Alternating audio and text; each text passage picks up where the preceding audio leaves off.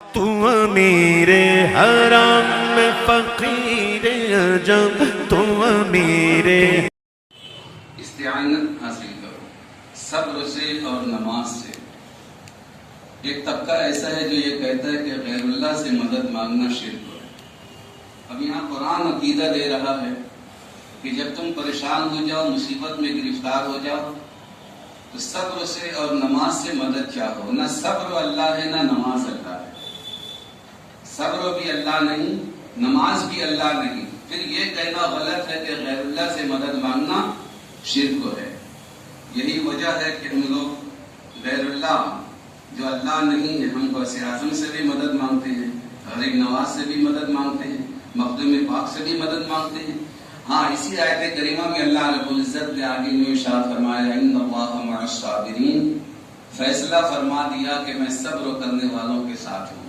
اور یہ بہت اچھا ہوا، ورنہ امت پریشان رہتی کہ میدان کرب و بلا میں دونوں کیمپوں میں اذانیں بھی ہوتی تھی، نمازیں بھی ہوتی تھی۔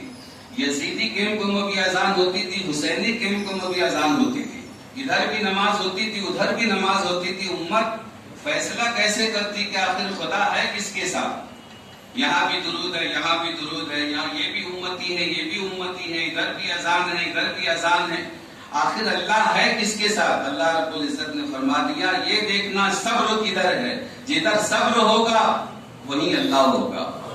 ہم نے دیکھا کہ امام حسین 3 دن کے بھوکے پیاسے تھے مگر صبر کر رہے تھے، اپنی نگاہوں کے سامنے اپنے جوان علی اکبر کی لاش کو دیکھ رہے ہیں، صبر کر رہے ہیں، قاسم کی جوانی لٹ رہی ہے، صبر کر رہے ہیں، علی اصغر کی ننھی سی حلقوں پر تیر لگ گئی، امام حسین صبر کر رہے۔ ہم نے انداز کر لیا کہ اللہ یزید کے ساتھ نہیں، حسین کے ساتھ ہے، اللہ حسین کے ساتھ ہے۔ یہی تو وجہ ہے کہ آج ہم حسین کا تذکرہ چھوڑنے کے لیے تیار نہیں ہے۔ ذکر حسین کرنا میرے آقا کی سنت ہے، ذکر حسین کرنا آقا کی سنت ہے۔ آقا کی امام حسین کی پیدائش پر میرے آقا نے حسین کا ذکر کیا ہے، اور حسین کی شہادت پر آنسو بہانا یہ بھی میرے آقا کی سنت ہے۔ امام حسین کی شہادت پر آنسو بہانا یہ بھی میرے آقا کی سنت ہے۔ وَلَا تَقُولُوا لِمَنْ يُقْتَلُ فِي سَبِيلِ اللَّهِ أَمْوَاتٌ، جو لوگ اللہ کی راہ میں مارے جائیں تم انہیں مردہ نہ کہو، بل احیاء، بلکہ وہ زندہ ہیں، وَلَٰكِن لَا تَشْعُرُونَ، تمہیں اس کا شعور نہیں ہے۔ الحمدللہ اہل سنت والجماعت کا تو شروع سے عقیدہ رہا ہے نا، نبی رسول صدیقین شہداء اولیاء کاملین صالحین سب زندہ ہیں، اس لیے کہ قرآن نے کہا، ہم ہر دن نماز میں دعا کرتے ہیں جنہیں صراط المستقیم، اے اللہ ہمیں سیدھی راہ چلا۔ سیدھی راہ اللہ کی کون سی ہے؟ کس راستے پر ہم چلے تو قرآن رہنمائی کرتا ہے۔ انعم اللہ علیہم من النبیین والصدیقین والشہداء والصالحین، اللہ کا انعام نبیین پر، اللہ کا انعام صدیقین پر، اللہ کا انعام شہداء پر، اللہ کا انعام صالحین پر۔ بس اہل سنت نے پکڑ لیا چاروں راستے کو۔ اہل سنت والجماعت یہ حق راستہ ہے، کسی راستے کو اہل سنت نے چھوڑا نہیں ہے۔ نبیین کا راستہ، صدیقین کا راستہ، شہداء کا راستہ، اولیاء کاملین کا راستہ۔ ورنہ کچھ جماعتیں دیکھو، کوئی خدا کا گستاخ ہے، کوئی نبی کا گستاخ ہے، کوئی صحابہ کا گستاخ ہے، کوئی اولیاء کاملین کا منکر نظر آتا ہے۔ یہ حق ہے اہل سنت والجماعت جو تمام راستوں کو اختیار کی ہوئی ہے، اور انشاءاللہ یہی ہمارے لیے ذریعہ نجات ہوں گے۔ وَلَنَبْلُوَنَّكُمْ بِشَيْءٍ مِّنَ الْخَوْفِ وَالْجُوعِ وَنَقْصٍ مِّنَ الْأَمْوَالِ وَالْأَنفُسِ وَالثَّمَرَاتِ، تمہیں آزمایا جائے گا جان سے، مال سے، اولاد سے۔ تم کیا سمجھتے ہو محبت کا اظہار کرنے بعد تمہیں چھوڑ دیا جائے گا؟ نہیں، یہ سنت الہیہ ہے۔ ابراہیم خلیل اللہ نے اللہ سے محبت کا اظہار کیا، رب نے فرمایا خلیل آتش کدہ موجود ہے، بے خطر کود پڑے آگ میں۔ جبریل کہتے رہے ماں حاجتوں کا، کوئی حاجت ہو تو کہو۔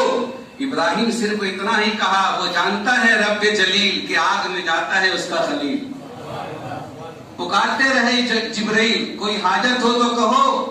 جبریل نے یہاں تک کہا ابراہیم آگ قریب ہے، ابراہیم خلیل اللہ نے کہا آگ نہیں، میرا رب مجھ سے قریب ہے۔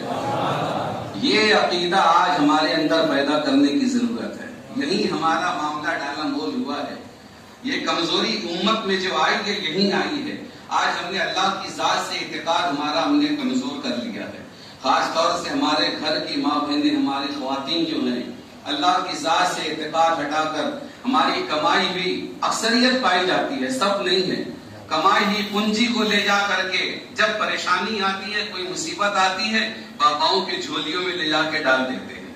اللہ کی ذات پر اعتقاد کمزور ہو گیا. یہ ضعیف الاعتقادی قوم کو برباد کر رہی ہے. تم آزمائے جاؤ گے، تمہیں آزمایا جائے گا، تمہیں امتحانات میں ڈالا جائے گا. اللہ کریم کی یہ سنت ہے، اپنے نبیوں کو آزمایا ہے. ابراہیم خلیل اللہ نے جب محبت کا اظہار کیا، فرمایا آتش کدہ سامنے ہے. اور جب محبتوں کا اظہار کیا، مولا کریم فرماتا ہے ابراہیم اپنے ہاتھوں سے اپنے بیٹے کو ذبح کر. حضرت ابراہیم نے وہ بھی کر کے دیا. یحییٰ نے جب محبت کا اظہار کیا، اللہ فرماتا ہے یحییٰ میری محبت ہے. ہاں مولا میرے دل میں تیری محبت ہے. دیکھ سر پر آرا چل جائے گا، اف تک نہ کرنا. سر پر آرا چل گیا حضرت یحییٰ علیہ السلام پر، مگر زبان سے اف تک نہ کیا. زکریا سے فرمایا زکریا بڑی محبت ہے میری تیرے دل میں. کہا ہاں مولا دیکھ تیری گردن پر تلوار رکھ دی جائے گی، اف نہ کرنا. گردن پر تلوار رکھ دی گئی، زبان سے اف نہ کیا. اے نوح بڑی محبت ہے میری تیرے دل میں. ہاں مولا دیکھ تیرے سر کو پتھروں سے لولہان کر دیا جائے گا، اف نہ کرنا. پتھر سے لولہان کر دیا گیا سر، مگر حضرت نوح علیہ السلام کی زبان پر اف تک نہ آیا. تم کیا سمجھتے ہو محبت کا اظہار کرو گے چھوڑ دیے جاؤ گے؟ نہیں، یہ محبت اتباع چاہتی ہے، یہ محبت پیروی چاہتی ہے، یہ محبت تقلید چاہتی ہے. پیروی کرو، اتباع کرو. اللہ کے نبی علیہ السلام نے 1400 سال پہلے فرما دیا تھا قُلْ لَا أَسْأَلُكُمْ عَلَيْهِ أَجْرًا إِلَّا الْمَوَدَّةَ فِي الْقُرْبَى. میں نے تم پر جتنے احسانات کیے ہیں میں اس کا کوئی معاوضہ تم سے طلب نہیں کرتا. ہاں اتنا چاہتا ہوں میرے قرابت داروں سے محبت کرو، اہل بیت اطہار سے محبت کرو، ان کی پیروی کرو. یہ پیروی، یہ اتباع، یہی اصل و محبت ہے. کوئی صرف وہ محبت کرے اتباع نہ کرے، کوئی صرف وہ محبت کرے پیروی نہ کرے تو وہ محبت نہیں، وہ نفاق ہے، نفاق، منافقت ہے. مجھے یاد آتے ہیں امام رضا، حضرت سہیل خراسانی سامنے بیٹھے ہوئے، امام رضا بیٹھے ہوئے ہیں. حضرت سہیل خراسانی حضرت امام رضا سے فرماتے ہیں آپ کے تو بڑے عقیدت مند ہیں، بہت لوگ ہیں آپ سے بڑی لوگ محبتیں کرتے ہیں. طنز کہا. حضرت امام رضا فرماتے ہیں سہیل آگ تیار کرو. آگ تیار کی گئی، دہکایا گیا. حضرت امام رضا فرماتے ہیں سہیل خراسانی سے آگ میں چلے جاؤ. کہا نہیں میں تو یوں ہی کہہ رہا تھا، میں تو یوں ہی کہہ رہا تھا، میں معذرت چاہتا ہوں، مجھ سے ایسا نہیں ہو سکتا. اسی اشنا میں دیکھا حضرت امام رضا کہ ان کے بہت ہی معتقد محب چاہنے والے حضرت ہارون مکی تشریف لا رہے تھے. وہ جو ہی قریب آئے حضرت امام رضا فرماتے ہیں ہارون آگ میں کود جاؤ. یہ نہیں پوچھا کہ معاملہ کیا ہے، آگ میں کود گئے. آگ میں کود گئے. کیوں؟ وہ جانتے تھے جو آگ میں کودنے کا حکم دے رہا ہے وہ آگ کو بجھانا بھی جانتا ہے، وہ آگ کو بجھانا بھی جانتا ہے. محبت تو یہ کہتی ہے، محبت یہ کہتی ہے. ہماری محبت، ہماری عقیدت یہ حلوہ خور مجنو جیسی ہے. لیلا کے آستانے پر، لیلا کے در پہ بہت سارے لوگ کھڑے تھے، میں مجنو میں مجنو میں مجنو. لیلا نے کہا ٹھیک ہے ابھی پتہ چل جائے گا. حلوہ بنایا، تشت میں رکھا، ڈھانپ دیا. باندھی سے کہا کہ لے جاؤ باہر جا کر کہنا کہ جو لیلا کا مجنو ہو اسے کھا لے. سارے لوگ آپس میں جھپٹ پڑے، بالکل اس کو تشتوں کو بھی تیز نیز کر دیا. جب واپس آئے تو کہا کہ ایک نہیں بہت سارے. کہا اچھا. پھر وہی تشتوں کے اندر چھری رکھ دی، کپڑے سے ڈھانپ دیا اور کہا کہ جا کر باہر کہنا کہ جو مجنو ہے لیلا نے اس سے اس کے جسم کے کسی بھی حصے کا ایک بوٹی گوشت تو مانگا ہے. جب یہ جا کر کہا تو 2 ادھر سے نکل گئے، 4 ادھر سے نکل گئے، 6 ادھر سے نکل گئے. ایک دیوانہ دور بیٹھا ہوا تھا، اس نے کہا ادھر آؤ. باندھی کو بلایا، کیا بات ہے؟ کہا لیلا نے کہا ہے کہ اپنے جسم کا کسی بھی حصے کا ایک بوٹی گوشت کو چاہیے. اٹھایا چھری، ادھر سے کاٹا، ادھر سے کاٹا، ادھر سے کاٹا، 4-5 بوٹی رکھ دیا. پتہ نہیں لیلا کو کون سی بوٹی پسند آیا ہے. یہ محبت. ہم لوگ کون سے ثابت ہوئے؟ ہم حلوہ خور مجنو ہیں. ہماری عقیدت، ہماری محبت وہ نہیں ہے جو ہونی چاہیے تھی. نبیوں کی محبت دیکھو، صدیقین کی محبت دیکھو، شہداء کی محبت دیکھو، صالحین کی محبت دیکھو، اور ہم اپنے آپ کی محبت دیکھیں۔ کل کی جو رات گزری ہے شب عاشورہ، امام علی مقام تو گھیرے ہوئے تھے نا، امام علی مقام آزمائشوں سے گزر رہے تھے۔ امام علی مقام کی تو بات تھی، وہ تو ان کا امتحان تھا۔ ان کے جو اصحاب تھے، ان کے جو اعوان تھے، جو آس پاس بیٹھے ہوئے تھے، امام علی مقام نے کل کی رات، عاشورے کی رات، شب عاشورہ میں اپنے اصحاب سے یہ کہا تھا کہ دیکھو یہ لوگ میرے دشمن ہیں، یہ لوگ میرے دشمن ہیں، یہاں پر کوئی مدد کے لیے آ نہیں سکتا، مگر جو جانا چاہتا ہے وہ جا سکتا ہے۔ میں آپ لوگوں کو اپنی بیعت سے آزاد کر رہا ہوں، آزاد کر رہا ہوں۔ اپنے اصحاب سے کہا، اصحاب سر جھکائے بیٹھے رہے۔ دیکھو آزمائشیں کیسی ہوتی ہیں، تم بھی ایمان والے ہو، تم بھی آزمائش میں ڈالے گئے ہو، اس وقت تم بھی آزمائے جا رہے ہو، تمہاری بھی محبتوں کا امتحان ہو رہا ہے۔ شب عاشورہ سے انداز کر امام علی مقام فرما رہے اپنے اصحاب سے واپس چلے جاؤ، میں تمہیں آزاد کرتا ہوں اپنی بیعت سے۔ نہیں گئے، سر جھکائے بیٹھے ہیں۔ امام علی مقام کے دل میں خیال آیا کہ کہیں ایسا تو نہیں کہ یہ لوگ سوچ رہے ہوں کہ نواسے کو چھوڑ کر جائیں گے تو نانا کی شفاعت سے محروم ہو جائیں گے۔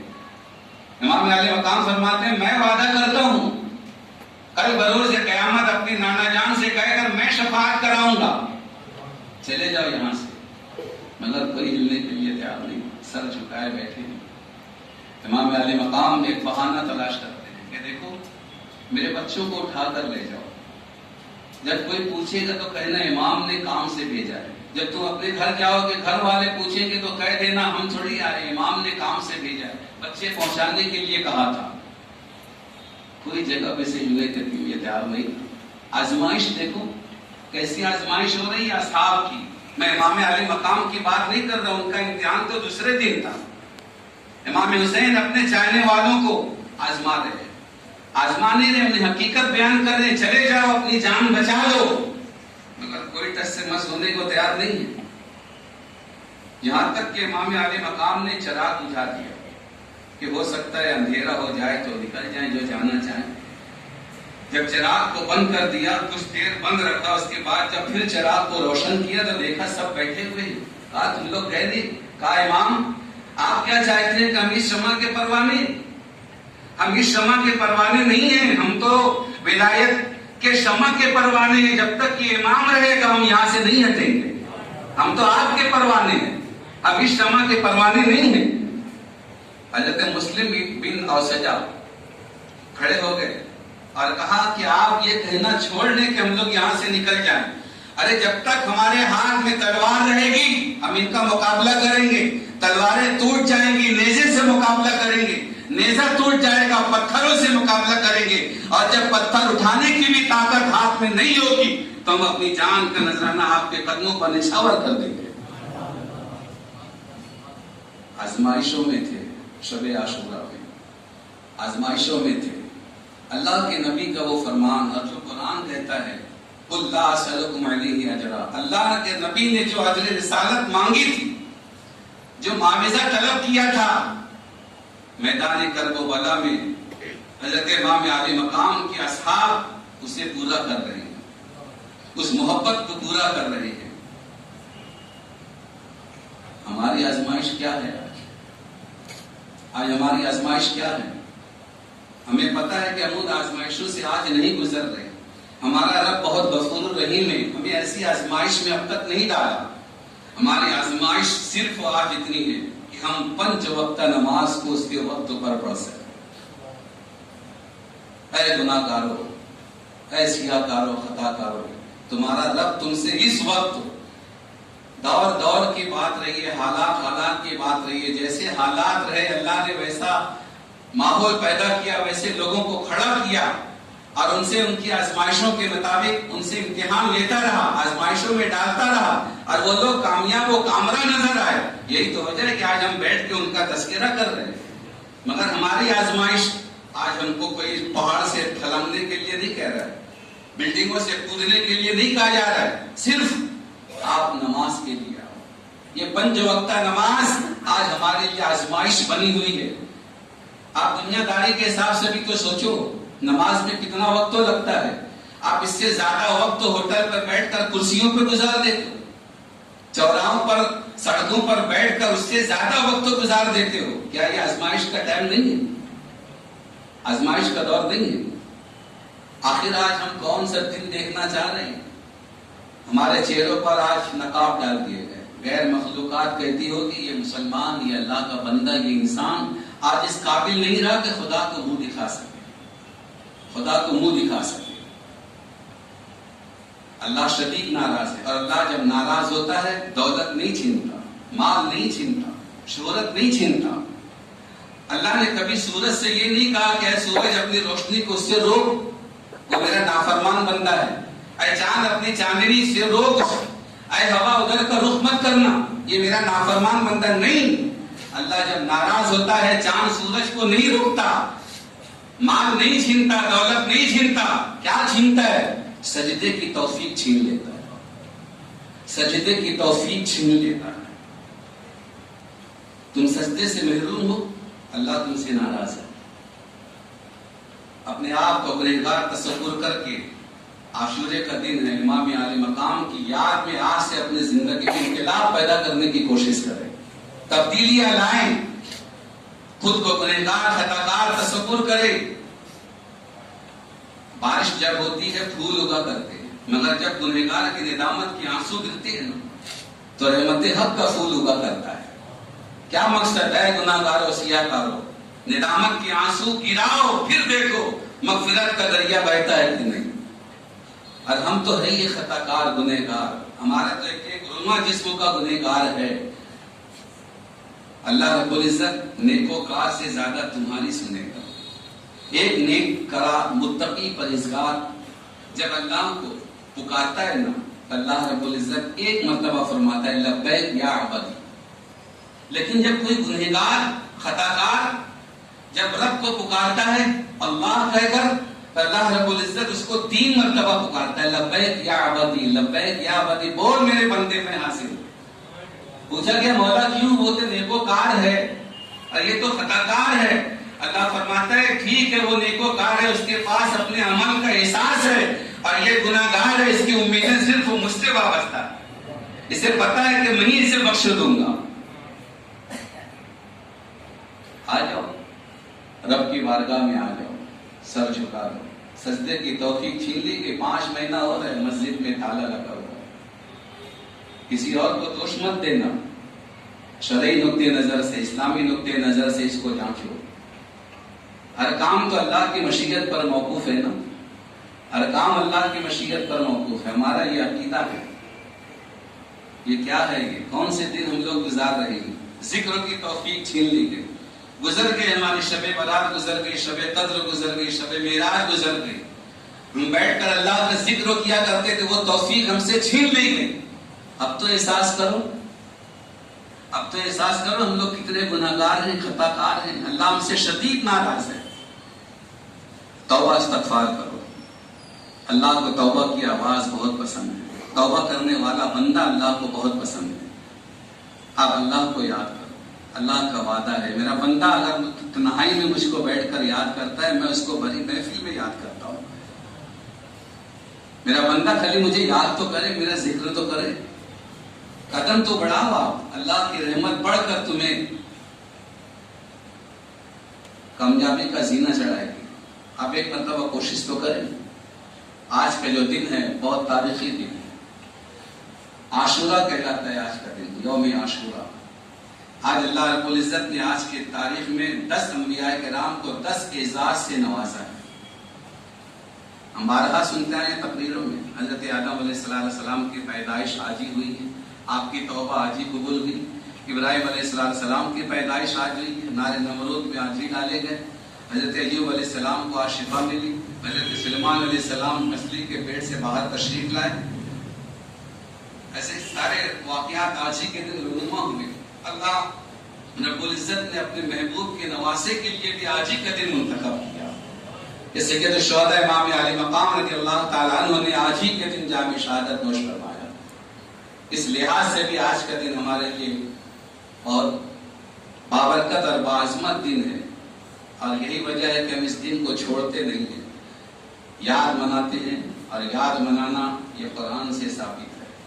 وَاذْكُرْ فِي الْكِتَابِ ابراہیم، وَاذْكُرْ فِي الْكِتَابِ اسماعیل، وَاذْكُرْ فِي الْكِتَابِ ادریس، اور یاد کرو ابراہیم کو، یاد کرو اسماعیل کو، یاد کرو ادریس کو۔ تو یاد کرنے کا حکم خود خدا تعالیٰ نے دے رکھا ہے۔ یہی وجہ ہے کہ آج ہم لوگ ہر ایک کی یادیں مناتے ہیں۔ اللہ رب العزت ہم سب کا آنا قبول فرمائے۔ درود شریف پڑھ لیں۔ اللہم صلی اللہ علیہ وسلم۔